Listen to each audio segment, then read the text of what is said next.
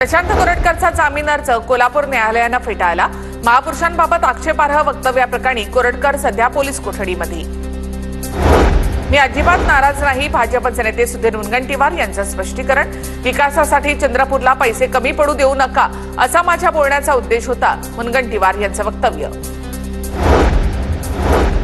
मराठी गया तेल लगाने असं म्हणणाऱ्या एल&टीच्या सुरक्षा रक्षकाला मनसेच्या कार्यकर्त्यांकडून चोप, पवईमधला प्रकार। राज ठाकरे यांच्या आदेशानंतर पुण्यामध्ये मनसे ऍक्शन मोडवर। मनसे पुणे शहरातील सर्व आस्थापनांना निवेदन देणार। मराठी भाषेच्या वापरासाठी मनसे पुन्हा एकदा आग्रही।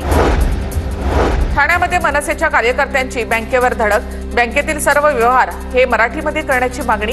राज ठाकरेंच्या आव्हानानंतर मनसैनिक आक्रमक।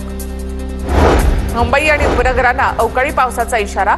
मुंबई आणि राज्यातील वातावरणामध्ये आर्द्रता वाढली।